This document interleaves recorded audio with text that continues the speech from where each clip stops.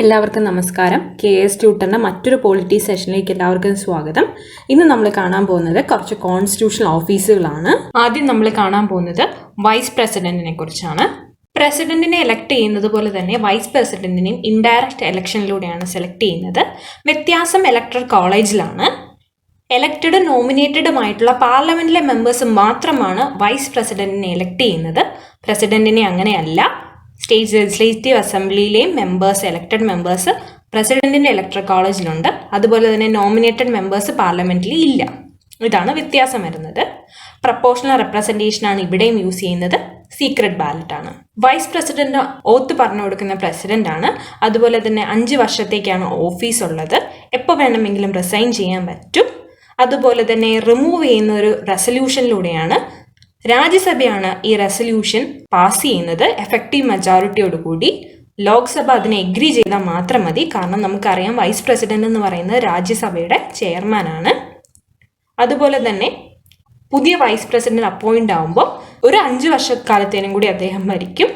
അല്ലാണ്ട് കഴിഞ്ഞ vice president ഭരിച്ച് ഇനി മിച്ചമുള്ള വർഷത്തേക്കല്ല അദ്ദേഹം ഭരിക്കാൻ പോണത്.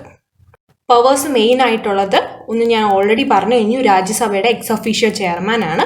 അതുപോലെ തന്നെ പ്രസിഡന്റ് ഇല്ലാത്തപ്പോൾ താൽക്കാലിക പ്രസിഡന്റായിട്ട് അദ്ദേഹം ആക്ട് ചെയ്യും. ഇന്ത്യൻ അമേരിക്കൻ സിസ്റ്റത്തിൽ വരുന്ന വ്യത്യാസമാണ്. അമേരിക്കയിലെ വൈസ് പ്രസിഡന്റ് എന്ന് പറയുന്നത് പ്രസിഡന്റിന്റെ ഓഫീസ് വേക്കന്റ് ആയാൽ വൈസ് പ്രസിഡന്റ് ആയിട്ട് ചുമതലയേക്കും. അതൊരു പെർമനന്റ് ആയിട്ടുള്ള പൊസിഷനിലായിരിക്കും. പക്ഷേ ഇന്ത്യയിലെന്ന് പറഞ്ഞാൽ വൈസ് പ്രസിഡന്റിന്റെ റോൾ ഏൽക്കുന്നത് ടെമ്പററി ആയിട്ടായിരിക്കും. അടുത്ത ഒരു പ്രസിഡന്റിനെ അപ്പോയിന്റ് ചെയ്യുന്ന സമയം വരേക്കും. ഇനി നമ്മൾ കാണാൻ പോകുന്നത് ഗവർണറിന്റെ പൊസിഷനെ കുറിച്ചാണ്. സ്റ്റേറ്റ് എക്സിക്യൂട്ടീവ് എന്ന് പറയുന്നത് ഗവർണറും ചീഫ് മിനിസ്റ്ററും കൗൺസിൽ ഓഫ് മിനിസ്റ്റേഴ്സും അഡ്വക്കേറ്റ് ജനറലും ചേർന്നതാണ്. 153 മുതൽ 167 വരെയുള്ള ആർട്ടിക്കിൾസ് ആണ് സ്റ്റേറ്റ് എക്സിക്യൂട്ടീവിനെ കുറിച്ച് കോൺസ്റ്റിറ്റ്യൂഷനിൽ പറയുന്നത്. ഗവർണറാണ് chief executive head of the state. അതൊരു ടൈറ്റിൽ ഓഫ് പോസ്റ്റ് ആണ്. അതുപോലെ തന്നെ അദ്ദേഹം agent of the central government ആണ്. 7th കോൺസ്റ്റിറ്റ്യൂഷണൽ അമെൻഡ്മെന്റ് പ്രകാരം ഒരു ഗവർണർ തന്നെ ഒന്നിലധികം സ്റ്റേറ്റിനെ ഒരുമിച്ച് അപ്പോയിന്റ് ചെയ്യാൻ പറ്റുന്നതാണ്. അതുപോലെ തന്നെ ഒരു ഗവൺമെന്റിനും ഒരു യുടിക്കും വേണ്ടിയിട്ടും വേണമെങ്കിൽ അപ്പോയിന്റ് ചെയ്യാൻ പറ്റും. അദ്ദേഹത്തെ അപ്പോയിന്റ് ചെയ്യുന്ന പ്രസിഡന്റ് ആണ്. അതുപോലെ തന്നെ ലോക്കൽ പൊളിറ്റിക്സ് ഒഴിവാക്കാൻ വേണ്ടിയിട്ട് അദ്ദേഹം ആ സ്റ്റേറ്റിൽ നിന്നുള്ള വ്യക്തി ആവാതിരിക്കാൻ ശ്രദ്ധിക്കുന്നതാണ്. മറ്റൊരു സ്റ്റേറ്റിലെ വ്യക്തിയായിരിക്കും ഗവർണറായിട്ട് അപ്പോയിന്റ് ചെയ്യുന്നത്. ഓത്ത് പറഞ്ഞു കൊടുക്കുന്നത് chief justice of the concerned high court ആയിരിക്കും. എപ്പോൾ വേണമെങ്കിലും അദ്ദേഹത്തിന് റിസൈൻ ചെയ്യാൻ പറ്റും. അതുപോലെ തന്നെ ഒരു സെക്യൂരിറ്റി ഓഫ് ടെന്യൂർ അദ്ദേഹത്തിന് ഇല്ല. എപ്പോൾ വേണേലും അദ്ദേഹത്തെ ആ പൊസിഷനിൽ നിന്ന് മാറ്റാൻ പറ്റും പ്രസിഡന്റിന്. പ്രസിഡന്റിനുള്ള പോലെ തന്നെ എക്സിക്യൂട്ടീവും ലെജിസ്ലേറ്റീവും ഫിനാൻഷ്യൽ ആൻഡ് ജുഡീഷ്യൽ പവേഴ്സ് ഗവർണർക്കും ഉണ്ട്. എക്സിക്യൂട്ടീവ് പവേഴ്സ് ഗവർണറിന്റെ പറയുമ്പോൾ സ്റ്റേറ്റിലെ എല്ലാ തീരുമാനങ്ങളും, എല്ലാ എക്സിക്യൂട്ടീവ് ആക്ഷൻസും ഗവർണറിന്റെ പേരിലാണ് എടുക്കുന്നത്. അതുപോലെ തന്നെ ഓർഡേഴ്സും ബാക്കി ഇൻസ്ട്രുമെന്റ്സും എങ്ങനെ എക്സിക്യൂട്ട് ചെയ്യണമെന്നുള്ള റൂൾസ് ഗവർണറിനാണ് തീരുമാനിക്കാൻ പറ്റുന്നത്. അതുപോലെ തന്നെ എങ്ങനെ സ്റ്റേറ്റിന്റെ ട്രാൻസാക്ഷൻസ് കൂടുതൽ കൺവീനിയന്റ് ആക്കാം എന്നുള്ള കാര്യത്തിലും റൂൾസ് നിർമ്മിക്കുന്നത് ഗവർണറാണ്. അദ്ദേഹം തന്നെയാണ് ചീഫ് മിനിസ്റ്റേഴ്സിനെയും അതർ മിനിസ്റ്റേഴ്സിനെയും അപ്പോയിന്റ് ചെയ്യുന്നത്. Advocate general of state election commissioner, chairman of members of public service commission, ഈ പോസ്റ്റുകളിലേക്കെല്ലാം അപ്പോയിന്റ് ചെയ്യുന്നത് ഗവർണറാണ്. അദ്ദേഹത്തിന്റെ ലെജിസ്ലേറ്റീവ് പവേഴ്സ് നോക്കുകയാണെങ്കിൽ സ്റ്റേറ്റ് ലെജിസ്ലേച്ചറിനെ സമ്മൺ ചെയ്യാനും പ്രൊറോഗ് ചെയ്യാനും അദ്ദേഹത്തിനാണ് അധികാരമുള്ളത്. അതുപോലെ തന്നെ സ്റ്റേറ്റ് ലെജിസ്ലേറ്റീവ് അസംബ്ലിനെ ഡിസോൾവ് ചെയ്യുന്നതും അദ്ദേഹമാണ്. സ്റ്റേറ്റ് ലെജിസ്ലേച്ചറിനെ ഇലക്ഷൻ കഴിഞ്ഞിട്ടുള്ള ഫസ്റ്റ് സെഷനിലും എല്ലാ വർഷത്തെ ആദ്യത്തെ സെഷനിലും അഡ്രസ്സ് ചെയ്യണം അദ്ദേഹത്തിന്. ഏത് സമയവും ലെജിസ്ലേറ്റീവ് അസംബ്ലിയിലേക്ക് അദ്ദേഹത്തിന് അല്ലെ മെമ്പേഴ്സിലേക്ക് മെസ്സേജ് അയക്കാൻ പറ്റും, എന്തെങ്കിലും പെൻഡിങ് ആയിട്ടുള്ള കാര്യത്തിന് റിലേറ്റ് ചെയ്തിട്ടുള്ളത്. അതുപോലെ തന്നെ ലെജിസ്ലേറ്റീവ് അസംബ്ലിയിലെ മെമ്പേഴ്സിന്റെ ഡിസ്ക്വാളിഫിക്കേഷൻ സംബന്ധിച്ച കാര്യത്തിൽ തീരുമാനമെടുക്കുന്നത് അദ്ദേഹമാണ് in consultation with the election commission. മറ്റ് ലെജിസ്ലേറ്റീവ് ഫംഗ്ഷൻസ് എന്ന് പറയുന്നത് ബില്ലുകൾക്ക് അസെന്റ് കൊടുക്കുക, അല്ലെ വിത്ത്ഹോൾഡ് ചെയ്യുക, റിട്ടേൺ ദ ബിൽ. ബില്ലുകളുടെ കാര്യത്തിലെല്ലാം തീരുമാനം എടുക്കുന്നത് പ്രസിഡന്റിനെ പോലെ തന്നെ ഗവർണറാണ്. പ്രസിഡന്റിനെക്കാളും കൂടുതലായി റിസർവ് ചെയ്യാൻ പറ്റും ബില്ലിന് പ്രസിഡന്റിന് വേണ്ടിയിട്ട്. ഓക്കെ, ആ ഒരു വ്യത്യാസം മാത്രമേ ഉള്ളൂ. ഗവർണറുടെ ഫിനാൻഷ്യൽ പവേഴ്സ് നോക്കുകയാണെങ്കിൽ പ്രസിഡന്റിനെ പോലെ തന്നെ സിമിലർ ആണ്. ചെറിയ വ്യത്യാസങ്ങളേ ഉള്ളൂ. ആനുവൽ ഫിനാൻഷ്യൽ സ്റ്റേറ്റ്മെന്റ് കൃത്യമായിട്ട് അസംബ്ലിയിൽ വെക്കുന്നുണ്ടെന്ന് ഉറപ്പുവരുത്തുക. മണി ബില്ലിന് റെക്കമെൻഡ് ചെയ്യുക. അതുപോലെ തന്നെ ഡിമാൻഡ് ഫോർ ഗ്രാന്റ് അദ്ദേഹത്തിന്റെ റെക്കമെൻഡേഷനിൽ അതൊന്നും നമുക്ക് അസംബ്ലിയിൽ പാസ്സാക്കാൻ പറ്റില്ല. കണ്ടിജൻസി ഫണ്ടിൽ നിന്നും പൈസ എടുക്കണമെങ്കിൽ അദ്ദേഹം റെക്കമെൻഡ് ചെയ്യണം. ഫിനാൻസ് കമ്മീഷനെ പഞ്ചായത്ത് മുനിസിപ്പാലിറ്റികൾക്കുള്ള ഫണ്ട് അലോക്കേഷന് വേണ്ടിയിട്ട് അപ്പോയിന്റ് ചെയ്യുന്നതും അദ്ദേഹം തന്നെയാണ്, സ്റ്റേറ്റ് ഫിനാൻസ് കമ്മീഷന്. ഇവിടെ വ്യത്യാസം എന്ന് പറഞ്ഞാൽ മണി ബില്ല് ഗവർണർക്ക് ഒപ്പിടാൻ വേണ്ടി കിട്ടുമ്പോൾ റിസർവ് ചെയ്യാൻ പറ്റും പ്രസിഡന്റിന്. അങ്ങനെ ഒരു ഓപ്ഷൻ പ്രസിഡന്റിനില്ല. മണി ബില്ല് പ്രസിഡന്റ് റിസർവ് ചെയ്ത് വെച്ചാൽ പിന്നെ അതിൽ ഗവർണർക്ക് പിന്നെ റോളൊന്നുമില്ല. അപ്പോൾ അങ്ങനെ ഒരു പ്രത്യേകതയുണ്ട് ഇവിടെ, അത് മാത്രം ഒന്ന് ശ്രദ്ധിച്ചാൽ മതി. ജുഡീഷ്യൽ ഫങ്ഷൻസ് പറയുമ്പോൾ ആദ്യം പറയേണ്ടത് ശിക്ഷ ഇളവ് ചെയ്ത് കൊടുക്കാനുള്ള അധികാരമാണ്. അദ്ദേഹത്തിന് പാർഡൺ ചെയ്യാനോ റിപ്രൈവ് ചെയ്യാനോ റെസ്പൈറ്റ് ചെയ്യാനോ റിമിറ്റ് ചെയ്യാനോ പറ്റും പണിഷ്മെന്റ്സ്. അതുപോലെ തന്നെ പ്രസിഡന്റ് ഹൈക്കോർട്ടിന്റെ ചീഫ് ജസ്റ്റിസിനെ അപ്പോയിന്റ് ചെയ്യുമ്പോൾ ഗവർണറെ കൺസൾട്ട് ചെയ്യാനുണ്ട്. ഗവർണറും ഹൈക്കോർട്ട് ചീഫ് ജസ്റ്റിസും കൂടെ കൺസൾട്ട് ചെയ്തിട്ടാണ് ഡിസ്ട്രിക്ട് ജഡ്ജസിനെ നിയമിക്കുന്നത്. ജുഡീഷ്യൽ സർവീസിലേക്കുള്ള ആളുകളെ നിയമിക്കുന്നതും ഗവർണറാണ്. ഇവിടെ ഗവർണറിന്റെയും പ്രസിഡന്റിന്റെയും പാർഡനിങ് പവേഴ്സ് ഒന്ന് കമ്പയർ ചെയ്യാണ്. വ്യത്യാസം ഇത്രയേ ഉള്ളൂ. പ്രസിഡന്റിന് സെൻട്രൽ ലോന്റെ കീഴിൽ ലഭിച്ചിട്ടുള്ള ശിക്ഷകൾ പാർഡൻ ചെയ്യാൻ പറ്റും, പക്ഷെ അത് ഗവർണറിന് പറ്റില്ല. അതുപോലെ തന്നെ പട്ടാള കോടതികൾ, കോർട്ട് മാർഷൽസ് കൊടുത്തിട്ടുള്ള ശിക്ഷകൾ പാർഡൻ ചെയ്യാൻ വേണ്ടിയിട്ട് പ്രസിഡന്റിന് മാത്രമേ കഴിയുള്ളൂ. അതുപോലെ തന്നെ വധശിക്ഷ ലഭിച്ചിരിക്കുന്നത് അയാളെ ഗവർണറിന് മോചിതനാക്കാൻ സസ്പെൻഡ് ചെയ്യാനോ കമ്മ്യൂട്ട് ചെയ്യാനുള്ളൂ. ഗവർണറിന് സസ്പെൻഡ് ചെയ്യാനോ റെമിറ്റ് ചെയ്യാനോ കമ്മ്യൂട്ട് ചെയ്യാനോ പറ്റും വധശിക്ഷ, പക്ഷെ പാർഡൻ ചെയ്യാൻ പറ്റില്ല.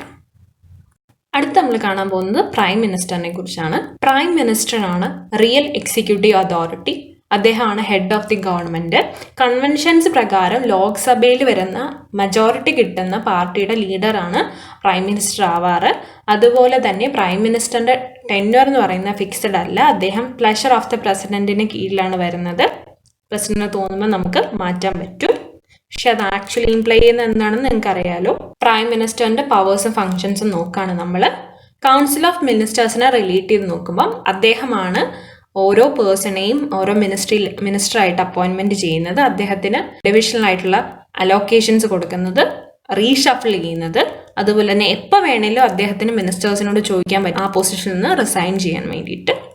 ക്യാബിനറ്റ് മീറ്റിംഗ്സ് പ്രിസൈഡ് ചെയ്യുന്ന അദ്ദേഹമാണ്. അതുപോലെ തന്നെ എല്ലാ മിനിസ്റ്റേഴ്സിനെയും ഗൈഡ് ചെയ്യുന്നതും ഡയറക്റ്റ് ചെയ്യുന്നതും കൺട്രോൾ ചെയ്യുന്നതും കോർഡിനേറ്റ് ചെയ്യിപ്പിക്കുന്നതും അദ്ദേഹമാണ്. അദ്ദേഹത്തിൻ്റെ റെസിഗ്നേഷൻ എന്ന് പറയുന്നത് കൗൺസിൽ ഓഫ് മിനിസ്റ്റേഴ്സിൻ്റെ ഫോൾ ആയിട്ട് അല്ലെങ്കിൽ കൊളാപ്സ് ആയിട്ട് തന്നെ നമുക്ക് കാണാൻ പറ്റും. പ്രൈം മിനിസ്റ്റർ റിസൈൻ ചെയ്താൽ എല്ലാവരും റിസൈൻ ചെയ്യേണ്ടി വരും. പാർലമെൻറ്റുമായിട്ടുള്ള റിലേഷൻ നോക്കുകയാണെങ്കിൽ പ്രൈം മിനിസ്റ്ററിൻ്റെ അദ്ദേഹമാണ് എപ്പോൾ പാർലമെന്റ് കൂടണം, അല്ലെ പാർലമെന്റിന്റെ സെഷൻ എത്ര നാൾ നീണ്ടു നിൽക്കണമെന്നൊക്കെയുള്ള കൃത്യമായിട്ടുള്ള നിർദ്ദേശം അല്ലെ അതിനെക്കുറിച്ച് പ്രസിഡന്റിനോട് പറയുകയും പ്രസിഡന്റ് പിന്നീട് അത് ഡിക്ലെയർ ചെയ്യുകയും ചെയ്യുന്നത്. അതുപോലെ തന്നെ ലോക്സഭ ഡിസോൾവ് ചെയ്യണമെന്ന് പ്രസിഡന്റിനോട് പറയാൻ അല്ലെ ഡിസോൾവ് ചെയ്ത് വിടണമെന്ന് പ്രസിഡന്റിനോട് പറയാൻ പ്രൈം മിനിസ്റ്ററിന് പറ്റും. ഗവൺമെന്റ് പോളിസീസും സ്കീംസും എല്ലാം ഫ്ലോറിൽ അവതരിപ്പിക്കുന്നത് പ്രൈം മിനിസ്റ്ററാണ്. യൂണിയൻ ഗവൺമെന്റിന്റെ ചീഫ് സ്പോക്സ്മാൻ അദ്ദേഹമാണ്. അതുപോലെ തന്നെ നീതി ആയോഗിന്റെ ചെയർമാനാണ്. ഇന്ത്യയുടെ ഫോറിൻ പോളിസി അല്ലെങ്കിൽ ആ രാജ്യത്തിൻ്റെ ഫോറിൻ പോളിസി കൃത്യമായിട്ട് ഷേപ്പ് ചെയ്യുന്ന അദ്ദേഹമാണ്. പാർട്ടി ഇൻ പവറിൻ്റെ ലീഡറാണ് അദ്ദേഹം. Political head of the services ആണ്. ഇനി റിലേഷൻഷിപ്പ് വിത്ത് ദി പ്രസിഡന്റ് ആണ്. 3 ആർട്ടിക്കിൾ കൃത്യമായിട്ട് പ്രസിഡന്റിൻ്റെയും പ്രൈം മിനിസ്റ്ററിൻ്റെ റിലേഷൻഷിപ്പ് പറയുന്നുണ്ട്. ആർട്ടിക്കിൾ 74 പറയുന്നത് കൗൺസിൽ ഓഫ് മിനിസ്റ്റേഴ്സ് വേണം to aid and advise the president എന്നാണ്. ആർട്ടിക്കിൾ 75 മിനിസ്റ്റേഴ്സിനെ കുറിച്ചുള്ള ബാക്കി ഡീറ്റെയിൽസ് ആണ്. Article 78 duties of prime minister ഉണ്ട്. അതിനകത്ത് പറയുന്നുണ്ട് കൃത്യമായിട്ട് പ്രസിഡന്റിനെ ബോധിപ്പിക്കണമെന്ന്, കാര്യങ്ങൾ നടക്കുന്നതിനെക്കുറിച്ച് അദ്ദേഹത്തിനോട് അഭിപ്രായം ചോദിക്കണമെന്നും മറ്റും പറയുന്നുണ്ട്. അടുത്ത് നമ്മൾ കാണാൻ പോകുന്ന ചീഫ് മിനിസ്റ്ററിനെ കുറിച്ചാണ്. പ്രൈം മിനിസ്റ്റർ എങ്ങനെ real executive authority of central government ആണോ അങ്ങനെ തന്നെ real executive of the state government ആണ് ചീഫ് മിനിസ്റ്റർ എന്ന് പറയുന്നത്. അദ്ദേഹത്തെ അപ്പോയിന്റ് ചെയ്യുന്ന ഗവർണറാണ്. അതുപോലെ തന്നെ അദ്ദേഹം ഹെഡ് ഓഫ് ദി ഗവൺമെന്റ് ആണ്. അദ്ദേഹത്തിനും ഒരു ഫിക്സഡ് ടെന്യൂർ ഇല്ല. പ്ലഷർ ഓഫ് ദി ഗവർണർ ആണ് അദ്ദേഹവും അനുഭവിക്കുന്നത്. ഗവർണറിന് എപ്പോൾ വേണമെങ്കിലും നീക്കം ചെയ്യാൻ കഴിയും. കൗൺസിൽ ഓഫ് മിനിസ്റ്റേഴ്സുമായിട്ട് റിലേഷൻ നോക്കുകയാണ്. മന്ത്രിമാരെ തീരുമാനിക്കുന്ന അദ്ദേഹമാണ്. അവർക്ക് അലോക്കേറ്റ് ചെയ്യുക, റീഷഫിൾ ചെയ്യുക, കാര്യങ്ങളെല്ലാം കൊടുക്കുന്നത് അദ്ദേഹമാണ്. ക്യാബിനറ്റ് പ്രിസൈഡ് ചെയ്യുന്നത് അദ്ദേഹമാണ്. അദ്ദേഹത്തിന്റെ റെസിഗ്നേഷനിലൂടെ കൗൺസിൽ ഓഫ് മിനിസ്റ്റേഴ്സ് കൊളാപ്സ് ആവും. പ്രൈം മിനിസ്റ്റർ ഏത് രീതിയിൽ പ്രസിഡന്റിന്റെ അടുത്ത് കാര്യങ്ങൾ അവതരിപ്പിക്കുന്നു, പ്രസിഡന്റിനോട് കമ്മ്യൂണിക്കേറ്റ് ചെയ്യുന്നു, മിനിസ്റ്റേഴ്സ് പറയുന്ന കാര്യങ്ങളും മറ്റും അതേ രീതിയിൽ ചീഫ് മിനിസ്റ്റർ തന്റെ ക്യാബിനറ്റ് മെമ്പേഴ്സും ഗവർണറും തമ്മിലുള്ള ഒരു മീഡിയമാണ്. എല്ലാ പോളിസീസും കാര്യങ്ങളും ഗവർണറിന്റെ അടുത്ത് ധരിപ്പിക്കുന്നത് ചീഫ് മിനിസ്റ്ററാണ്. അത് കൃത്യമായിട്ട് കോൺസ്റ്റിറ്റ്യൂഷൻ പറഞ്ഞിട്ടുണ്ട് ഈ കാര്യങ്ങളെല്ലാം ഗവർണറിനെ ധരിപ്പിക്കണമെന്ന്. ചീഫ് മിനിസ്റ്ററും സ്റ്റേറ്റ് ലെജിസ്ലേച്ചറും തമ്മിലുള്ള ബന്ധം നോക്കുകയാണെങ്കിൽ എപ്പം അസംബ്ലി കൂടണം, അത് എത്ര നാൾ വരെ നീണ്ടു പോകണമെന്നൊക്കെ ഗവർണറിൻ്റെ അടുത്ത് പറയണത് ചീഫ് മിനിസ്റ്ററാണ്. അതുപോലെ തന്നെ അസംബ്ലിയുടെ ഡെസല്യൂഷൻ റെക്കമെൻഡ് ചെയ്യാനും ചീഫ് മിനിസ്റ്ററിന് പറ്റും. ചീഫ് മിനിസ്റ്ററാണ് അത് ചെയ്യുന്നത്. ഗവൺമെന്റ് പോളിസീസും ഫ്ലോറിൽ അവതരിപ്പിക്കുന്നത് ചീഫ് മിനിസ്റ്ററാണ്. ചീഫ് മിനിസ്റ്ററിന് മേജർ ഫംഗ്ഷൻസും പവേഴ്സും നോക്കുകയാണെങ്കിൽ അദ്ദേഹമാണ് സ്റ്റേറ്റ് പ്ലാനിംഗ് ബോർഡിന്റെ ചെയർമാന്. സോണൽ കൗൺസിലിന്റെ വൈസ് ചെയർമാൻ ആവാനും അദ്ദേഹത്തിനാണ് അവസരം കിട്ടുക. കാരണം ഇൻ റൊട്ടേഷൻ ആണ് വരുന്നത് ഓരോ സ്റ്റേറ്റിന്റെയും ചീഫ് മിനിസ്റ്റേഴ്സ്. അതുപോലെ തന്നെ ഇന്റർ സ്റ്റേറ്റ് കൗൺസിലിന്റെ മെമ്പർ അദ്ദേഹമാണ്. സ്റ്റേറ്റ് ഗവൺമെന്റിന്റെ ചീഫ് സ്പോക്ക് പേഴ്സൺ അദ്ദേഹമാണ്. എമർജൻസിയുടെ സമയത്ത് പൊളിറ്റിക്കൽ ലെവലിലെ ക്രൈസിസ് മാനേജർ ഇൻ ചീഫ് അദ്ദേഹമാണ്. പ്രസിഡന്റും പ്രൈം മിനിസ്റ്ററും തമ്മിലുള്ള റിലേഷൻ 3 ആർട്ടിക്കിൾസ് പ്രകാരം പറഞ്ഞിരിക്കുന്നത് പോലെ തന്നെ ചീഫ് മിനിസ്റ്ററും ഗവർണറും തമ്മിലുള്ള റിലേഷനും ആർട്ടിക്കിൾ 163, 64, 67 പ്രകാരമാണ് പറഞ്ഞിരിക്കുന്നത്. 63 council of ministers to aid and advise the governor ഉണ്ടായിരിക്കണം. Other provisions relating to ministers. പിന്നെ 67 ഡ്യൂട്ടീസ് ഓഫ് ചീഫ് മിനിസ്റ്റർ പറയുന്നത്. അതിനകത്താണ് ചീഫ് മിനിസ്റ്റർ കൃത്യമായിട്ട് ഗവർണറെ കാര്യങ്ങളൊക്കെ ധരിപ്പിക്കണമെന്ന് പറഞ്ഞു വെച്ചിരിക്കുന്നത്. അപ്പം നമ്മൾ മെയിനായിട്ട് കണ്ട കുറച്ച് കോൺസ്റ്റിറ്റ്യൂഷണൽ ഇൻസ്റ്റിറ്റ്യൂഷൻസ് ഉണ്ടെന്ന് വൈസ് പ്രസിഡന്റ് തൊട്ട് ചീഫ് മിനിസ്റ്റർ വരെ നമ്മൾ കണ്ടു. കാര്യങ്ങളൊക്കെ നിങ്ങൾക്ക് മനസ്സിലായെന്ന് വിശ്വസിക്കുന്നു. ലക്ഷ്മികാന്ത് റെഫർ ചെയ്യുന്നതായിരിക്കും ഏറ്റവും നല്ലത്. ലക്ഷ്മികാന്തിലുള്ള കാര്യങ്ങളൊക്കെ തന്നെയാണ് നമ്മളിവിടെ പറഞ്ഞു പോയിരിക്കുന്നത്. അത് വീണ്ടും വായിക്കുക. താങ്ക്